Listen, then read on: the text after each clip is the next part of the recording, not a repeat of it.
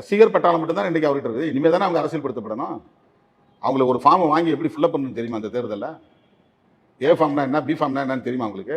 விஜய் ரொம்ப குறைச்சி மதிப்பிடுற மாதிரி. குறைச்சி இல்லைங்க, அரசியல் இதெல்லாம் ப்ராக்டிக்கலாக வந்து எனக்கே 25 வருஷத்தில் இப்போ தான் நாங்கள் கற்றுக்குறோம். யாரையும் குறைச்சி மதிப்பு இல்லை. இது ப்ராக்டிக்கலாக எக்ஸ்பீரியன்ஸ்லாம் நான் சொல்கிறேன். நான் கடை அனுபவத்திலேருந்து நான் சொல்கிறேன். ரசிகர் அனுபவங்கிறது, ரசிகர் பட்டாளம், அந்த ஆதரவுங்கிறது வேற. ஓட்டு போடுற நேரத்தில் போய் ஓட்டு போட்டுருவாங்க. அதை கன்சால்டேட் பண்ணி கொண்டு வரதுக்கான இன்ஃப்ராஸ்ட்ரக்சருங்கிறது பார்ட்டியில் ரொம்ப முக்கியம். ஒரு கட்சி சும்மாலாம் ஆட்சி வந்துடாது, ஃபுல்லுக்குள்ள வந்துட முடியாது. அதுவும் அரசியலில் அவ்வளோ காம்படிஷன் உள்ள இடத்துல ஒரு கட்சி ஆட்சி வராங்கன்னா அதுக்கான எல்லா வசதிகளையும் அவங்க வந்து அந்த இன்ஃப்ராஸ்ட்ரக்சருங்கிற உள்ளீடான கட்டமைப்பு வசதிகளை அவங்க பெற்றுருக்கிறாங்கன்னு அர்த்தம்.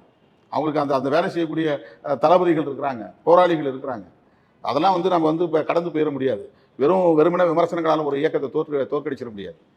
அவங்க கட்டமைப்பு எவ்வளவு வலிமையாக இருக்கோ அந்த அளவுக்கு வலிமை உள்ள கட்டமைப்போடு வந்து மோதும் போது தான் அவங்கள வீழ்த்த முடியும். வெறும் பிரச்சாரங்களால் மட்டும் வீழ்த்த முடியாது, பொருளாதாரத்தால் மட்டும் வீழ்த்த முடியாது.